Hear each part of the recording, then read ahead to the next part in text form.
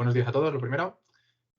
Mi nombre es Carlos Marín y soy uno de los becarios postdoctorales de Valgre. Y hoy os voy a contar un poco sobre lo que llevo trabajando estos últimos años y cómo, junto con mis compañeros de grupo, estamos intentando fomentar la actividad física a través de los videojuegos y de la inteligencia artificial. A ver si quiere pasar. Ahora. Estos compañeros de los que os hablaba son los miembros del grupo de investigación Gamers del Instituto de Nuevas Tecnologías de la Imagen de la Universidad Jaume I de Castellón. Y en el grupo nos encargamos básicamente de investigar sobre tecnología involucrada en el desarrollo de videojuegos. Desde la visualización, interacción, estudios de experiencia de juego hasta la especificación de comportamiento. Aquí lo que estamos es para hablar sobre lo que estamos centrados ahora mismo y creo que todos hemos oído o somos conscientes de los problemas de salud que implica el sedentarismo que sufrimos sobre todo aquí en los países occidentales y de que de hecho es rara la organización gubernamental que no avisa o que no alerta de que se están alcanzando dimensiones endémicas con enfermedades como la obesidad infantil, la diabetes o ciertas cardiopatías. Y por dar algunos datos, en los últimos 40 años las tasas de obesidad infantil se han multiplicado por 10 e incluso este hecho, la lucha contra la obesidad infantil se ha llegado a incluir dentro de los objetivos de desarrollo de los objetivos de desarrollo sostenible. Además, aunque sea una cosa un poco más cínica que esto, en adultos también podemos observar esta tendencia de sedentarismo con las tasas que encontramos de abandonos de gimnasio. Ya sabéis lo típico, de que se apunta al gimnasio el 1 de enero y para fallar no se acuerdan en qué calle estaba. Que levante la mano el que no conoce a nadie que le haya pasado esto. Y claro, por otro lado tenemos los videojuegos, que en general son una industria de entretenimiento inabarcable, que a nivel mundial mueve una cantidad de dinero brutal, más que el cine, la música y el deporte de televisión juntos, y que además tiene usuarios por castigo, para dar y tomar, pero que curiosamente se suele asociar al sedentarismo y que sin embargo a día de hoy ya han resultado ser bastante útiles en campos de la salud como la rehabilitación física, la ayuda a problemas de salud mental como el estrés, la ansiedad, ejercicios para personas mayores, etcétera. Entonces pensamos, ¿por qué no darle la vuelta y utilizar los videojuegos para combatir el sedentarismo? Pues bien, aunque en el grupo ya habíamos planteado ciertos proyectos en los que implicaban la actividad física con los videojuegos, el confinamiento fue lo que nos dio un último empujón hacia meternos en esto y bueno, como casi todos nos quedamos sin poder hacer deporte o actividad física en el exterior, muchos tiramos de vídeos de YouTube para hacer gimnasia, ejercicio de fitness o quien tuviera la suerte de tener un rodillo o una bicicleta estática en casa, fue algo que usamos todos, aunque lo cierto es que estas actividades entendemos que son tremendamente monótonas e incluso aburridas.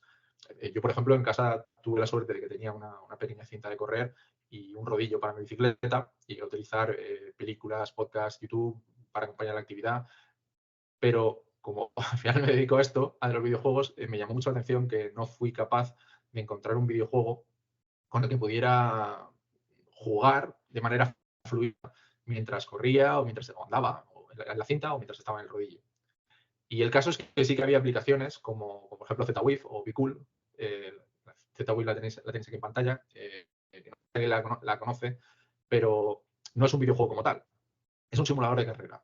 Es decir, los simuladores son aplicaciones donde se trata de replicar en todo lo posible la actividad física y el componente lúdico, el único componente lúdico que tiene, principal, proviene de lo que es la simulación de la competición. Para quien no sepa de qué estamos hablando, en estas aplicaciones tú te encuentras con recorridos virtuales a los que de alguna manera se transfiere información sobre la velocidad a la que vas, a la que te estás moviendo, y puedes competir con otros usuarios reales que pueden estar en cualquier parte del mundo a ver quién hace un recorrido X, el que sea, menos tiempo. Pero claro, carecen de componente lúdico y otros objetivos in-game que sí tienen los videojuegos. Sin embargo, sí que existen videojuegos que se conocen como, es un género que se conoce como videojuegos activos o exergames, que se diferencian de estos en que estos incluyen la actividad física dentro de sus mecánicas. Es decir, requieren que el jugador realice ciertas acciones físicas para controlar el juego y avanzar en la narrativa. Y ejemplos de estos son, por ejemplo, Zombie Run, Wii Sports o Nintendo Ring Fit Adventures, que de estos quizás el que más encaja en lo que yo buscaba era el Nintendo Ring Fit.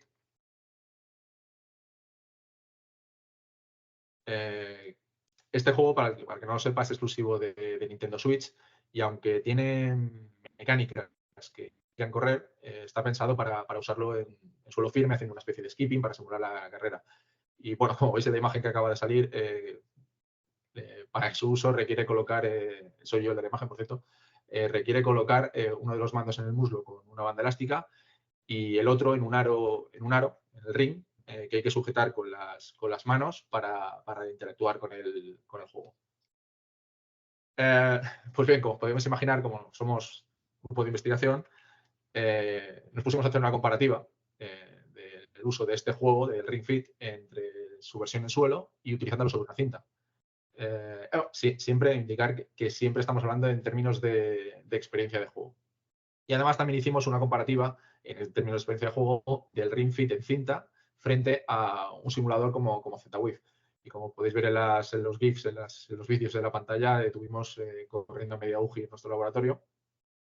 Pero bueno, de estos artículos que están publicados, tenemos dos o tres estudios publicados de esto, extrajimos varias conclusiones. La primera es que los simuladores no terminan de resolver el problema de la monotonía, porque les faltan retos y variedad. La segunda conclusión es que las experiencias que se plantean tienen que estar adaptadas a la actividad. En este caso, por ejemplo, correr en cinta. En el caso del Ring Fit, había un problema que los giros de los recorridos eran muy bruscos de 90 grados y con los giros de cámara mientras estabas en la cinta producía mareo e incomodidad.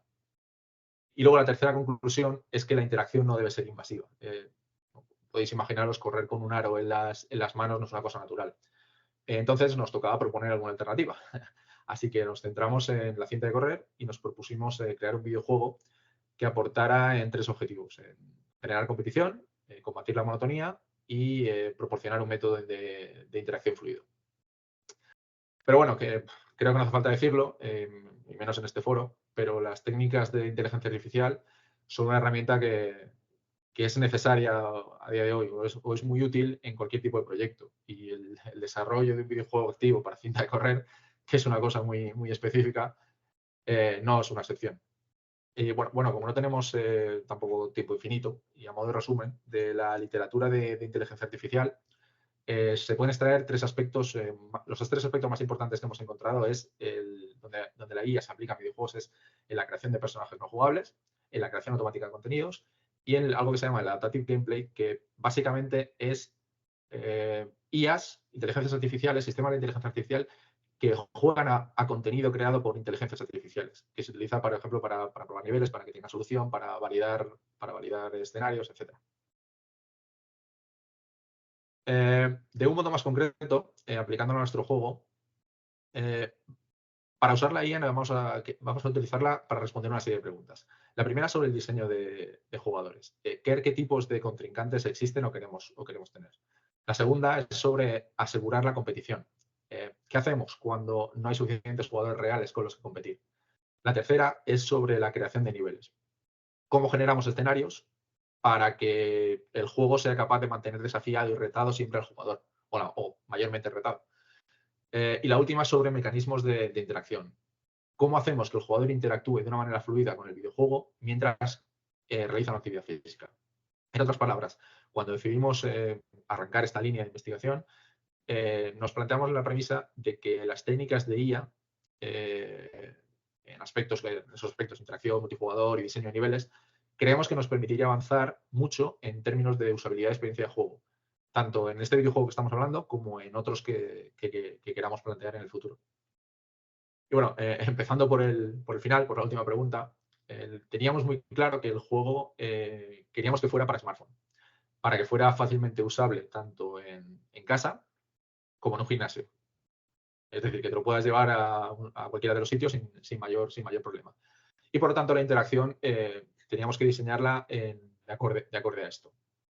Pues el primer reto al que nos enfrentamos fue cómo hacer que los movimientos del jugador se reflejaran en tiempo real en las acciones del videojuego. Y aquí encontramos dos niveles, la estimación de la velocidad de la carrera y los movimientos o los gestos, las acciones para que se transformen en acciones en el juego.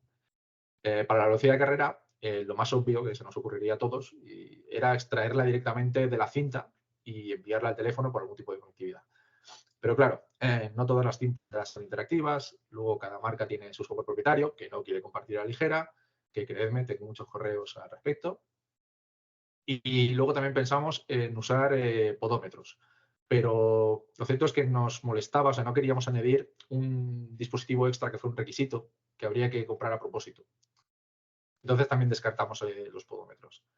Y entonces caímos en que es raro la persona que no hace deporte y no utiliza un smartwatch o una pulsera de actividad.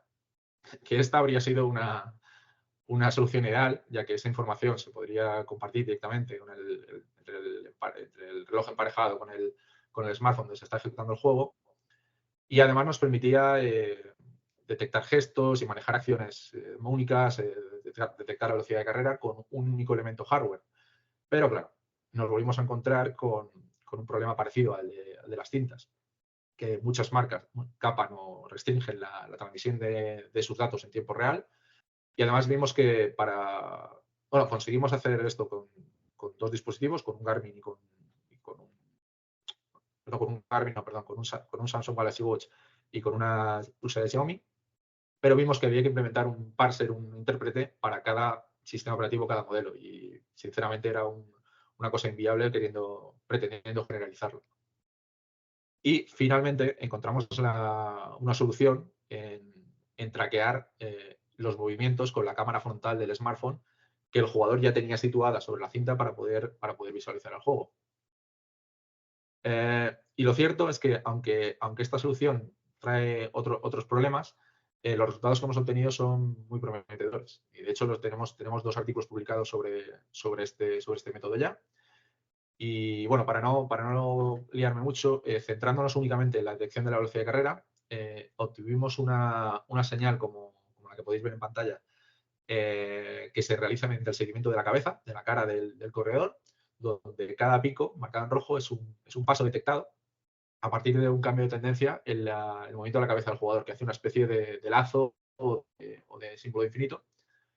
Y bueno, con esto conseguimos el parámetro de la cadencia o la cantidad de pasos por minuto que da el jugador en un intervalo de tiempo. Y ahora nos encontramos con otro problema, que es cómo transformamos cadencia en velocidad. Y para eso se utiliza una estimación de la longitud de zancada. Con la cámara, estimar la velocidad de zancada era un problema un poco más complicado y no iba a dar los resultados robustos y estables. Así que para solucionarlo y basándonos en conjuntos de datos de varios estudios que encontramos en la literatura, acabamos construyendo una interpolación que nos transformaba este parámetro de cadencia de pasos por minuto a longitud de zancada. Y de esta forma ya podíamos conseguir una estimación de la velocidad con una simple multiplicación, es decir, los pasos detectados por la longitud de zancada igual a la velocidad en un intervalo de tiempo determinado. Actualmente, o sea, esta misma semana, sin ir más lejos, seguimos trabajando en esto porque, aunque los resultados son aceptables y hemos podido llegar a jugar a juegos, encontramos demasiada variabilidad, como por ejemplo la altura del corredor, la posición de la cámara, la técnica de carrera del corredor, la vibración de la cinta, la iluminación de la sala en ese momento. Bueno. Pero bueno, de hecho, como os decía, estos días estamos construyendo un modelo, una segunda versión de este modelo, con la idea de poder llegar a y automatizar esta detección de pasos y de calcular la estimación de la velocidad mediante aprendizaje automático. Y espero tener resultados publicables pronto, bastante pronto, de hecho, creo. A ver si en un par de semanas podemos tener algo. Y casualmente, como anécdota, esta misma semana una compañera del grupo encontró un artículo que utilizaba también, aparte de la imagen, bueno, lo utilizaban para otro problema, pero también en cinta de correr, utilizaban el sonido de las pisadas sobre la cinta para detectar los pasos. Que esto puede parecer una tontería, pero también nos aportaría una segunda fuente de información, por ejemplo, en entornos de baja iluminación. Bueno, pasando a la siguiente pregunta que queríamos que la IA nos ayudara a resolver, vamos a por la creación automática de niveles. En este tema, el que fue mi director de tesis y el que es el jefe de grupo Gamers, que es Miguel Chover, tiene bastante experiencia. Y bueno, me gustaría destacar un trabajo que realizaron hace unos años, que está orientado, creo que está orientado a su uso con realidad virtual, en el que a partir de una ruta GPS real, del mundo real, se podía generar un entorno natural de manera automática a partir de unas restricciones generadas a partir de un sistema de ecuaciones en el que además de la ruta GPS podías diseñar otros aspectos de la ruta, por ejemplo, los árboles, si quieres que fuera más montañoso, menos montañoso, bueno, parámetros de este estilo. Sin embargo, para el juego que estamos planteando, eso se parecía más a un simulador del que os comentaba antes que a un videojuego. Y estudiando la literatura y por experiencia que teníamos con otros juegos, queríamos buscar un modelo de creación automática de niveles que nos permitiera generar niveles más o menos modulares que se adaptaran a varios parámetros como el tiempo estimado de finalización, las potenciales soluciones que tenía, combinaciones para recorrerlo, número de obstáculos, etc. Y para ello utilizamos una técnica de creación procedural de contenidos que se llama la función de colapso de onda, que deriva de la función de colapso de onda de mecánica cuántica. La idea es muy sencilla, es a partir de un espacio reticulado y con un conjunto finito de posibles estados, hacemos colapsar cada una de las retículas o de las celdas en un estado concreto y a partir de ahí propagamos la información de ese colapso a las retículas vecinas para que reduzcan su espacio de posibles estados o como se dice en algún artículo de la literatura, su entropía. Sin ir más lejos, yo la utilicé de manera de test y de prueba para generar sudokus, puzzles de sudoku válidos en un proyecto que acabó con una publicación tras su implementación en un modelo de motor de juegos multigente, en el que cada celda era un agente que calculaba sus vecindades. Y bueno, aunque parezca una cosa así complicada, lo cierto es que esta es una técnica muy sencilla que da unos resultados increíbles.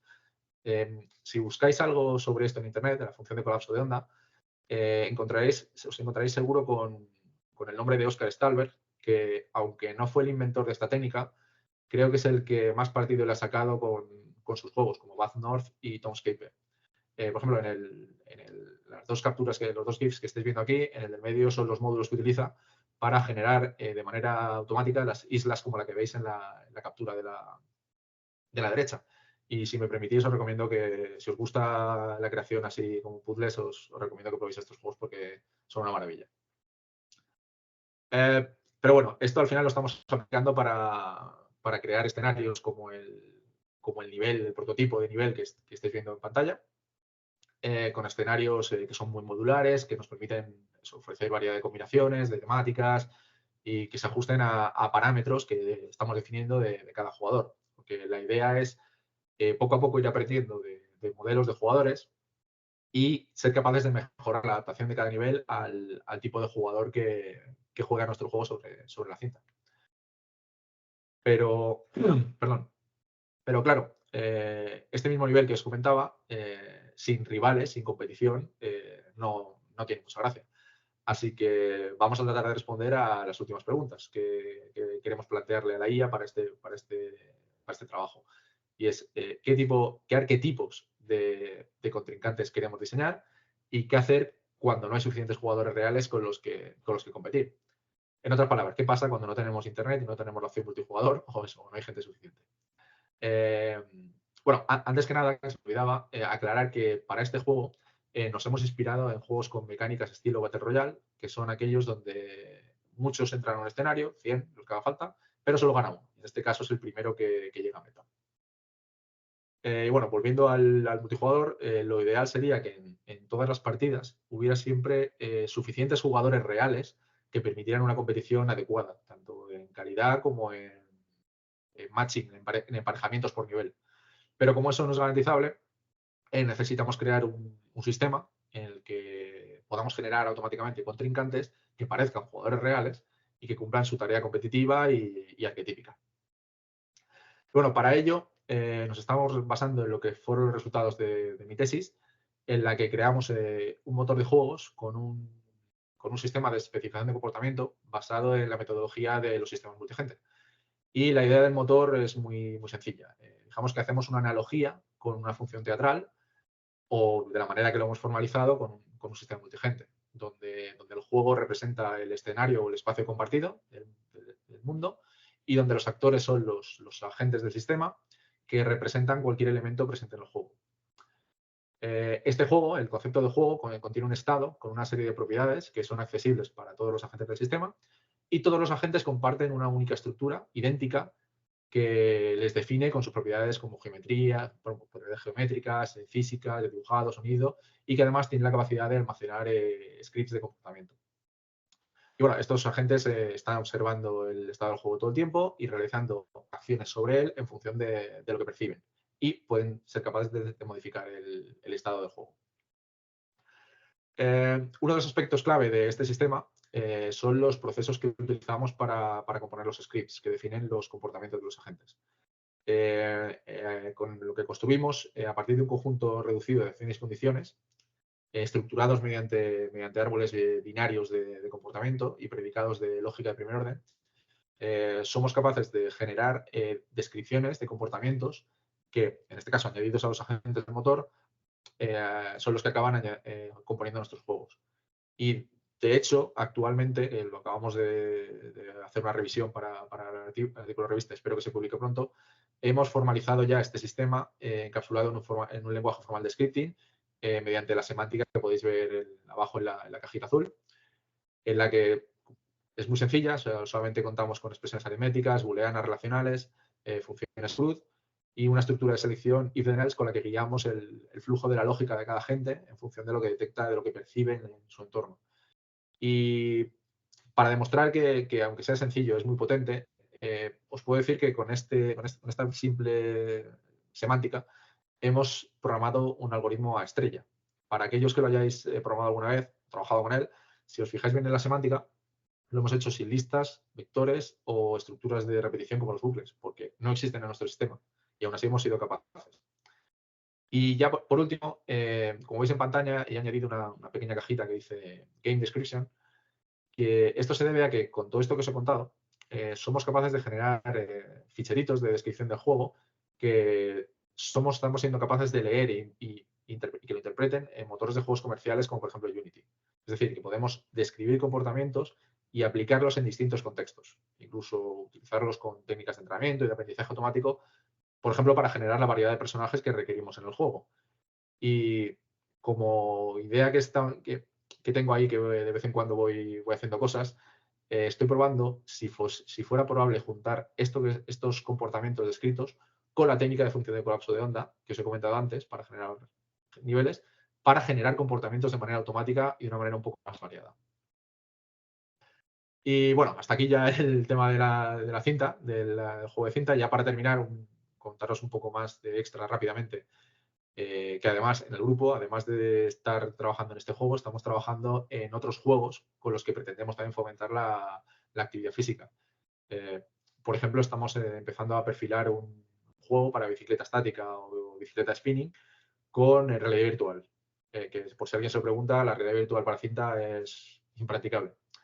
Y además estamos en conversaciones con un gimnasio club de Castellón para ayudarles con un videojuego para la tecnificación en balonmano, que bueno, ya veremos cómo lo podemos hacer. Pero concretamente quiero destacar, antes de acabar, un juego que hemos hecho dentro enmarcado en un proyecto de promoción cultural de la UGI, que se llama UGI Cultura, que pretendía aportar para la promoción cultural de los pueblos de la provincia de Castellón. El juego se llama Guardians y consiste básicamente en, mediante realidad aumentada y geoposicionamiento, recorrer lugares emblemáticos de un pueblo, es el mío, ese orbe, para recoger pistas en cada uno de los escenarios, resolver una trama y bueno, en cada lugar en el que tienes que desplazar, tienes que buscar un elemento emblemático, capturarlo mediante la cámara de tu móvil y en ese momento, mediante realidad aumentada, aparece un personaje histórico que te cuenta un poco el contexto, te plantea un reto que tienes que resolver recorriendo los alrededores, ya sea buscando, por ejemplo, trozos de una llave, buscando una flor dentro de un invernadero, esquivando proyectiles que vienen del castillo, cosas de este estilo. Y lo cierto es que relacionándolo con la actividad física, en un primer prototipo del mapa sobre todo, yo habría hecho que la gente andara más, pero lo cierto es que ese orbe no es un pueblo precisamente llano y no queríamos tener disgustos, básicamente. Y bueno, eso es todo. Espero que algo de lo que se haya contado os haya resultado interesante y si tenéis alguna pregunta, pues aquí me tenéis. Muchas gracias, Carlos. Bueno, enhorabuena que estáis haciendo muchísimas cosas muy interesantes. Vamos a abrir el turno de preguntas. A ver qué quiere preguntar los asistentes.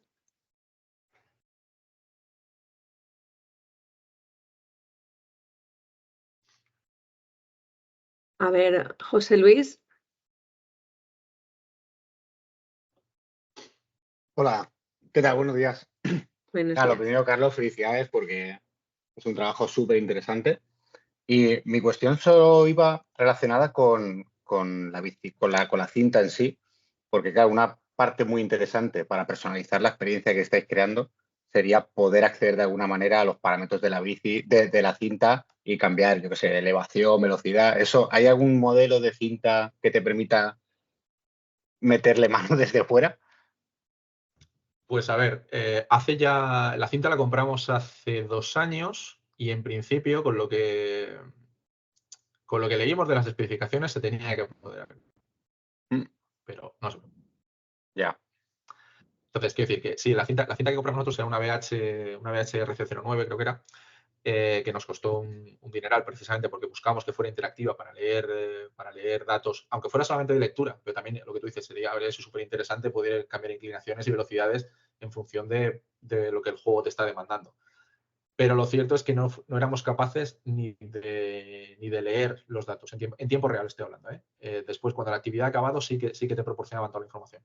Pero en ya. tiempo real no era posible. De hecho, llegué a hablar con la gente de la empresa y, bueno, básicamente pedían dinero, que lo podíamos haber pagado y si viéramos que eso, pero creemos que no es excesivamente necesario porque, por ejemplo, en un juego como el que pretendemos hacer, las variaciones de velocidad no van a ser muy fuertes. O sea, es decir, mientras tú estás jugando un juego que puede durarte, un recorrido que puede durarte 5 minutos, vamos a decirlo por hacerlo sencillo, no vas a hacer muchos cambios. O sea, tú te vas a subir a una Claro. velocidad constante, de hecho vas a subir 1 kilómetro o 2 para arriba o 2 kilómetros para abajo. No vas a estar haciendo como los típicos programas de las cintas que te hacen picos de intensidad, de subir, bajar, de subir, bajar. No es lo que buscamos. Pero sí, era nuestra idea inicial, pero la realidad luego nos puso en nuestro sitio. Mm. Vale, pues muchísimas gracias. Nada, y felicidades de nuevo. Gracias. Vale, gracias. Tenemos una pregunta también de Héctor. Hola, sí. Carlos, bueno, nada, felicidades por tu trabajo. Ya te llevamos siguiendo un tiempo, y la verdad que se ve cómo vais avanzando y es una pasada. Mi pregunta va un poco sobre si crees o qué las grandes marcas, qué beneficios le ven a esto, o si ves que están invirtiendo por este tipo de juegos, porque sí que hay dos hermanos fontaneros, ¿no? La de la marca de los dos hermanos fontaneros, sí que suele tener este tipo de juegos, como el Ring Fit. De hecho, yo lo tengo y en la pandemia nos ayuda mogollón.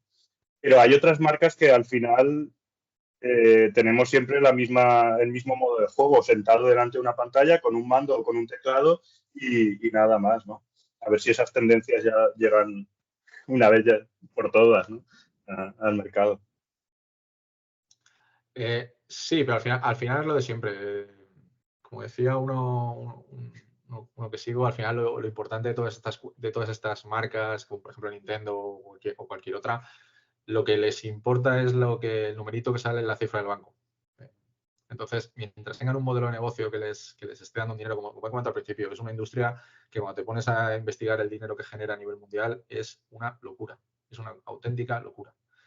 Sí que es cierto que, por ejemplo, a nivel de empresas de videojuegos, nosotros hemos intentado contactar con empresas de aquí de la zona y ellos están a lo que están, básicamente. Con los que sí que hemos tenido un buen feedback ha sido con la gente de gimnasios, que de hecho, por ejemplo, ahora estamos hablando con una marca que hacen cintas interactivas, bueno, y cintas con pantallas para que la gente pueda, eso, lo venden a gimnasios, y estamos empezando a hablar con ellos para ver si podríamos llegar a hacer algo serio con ellos.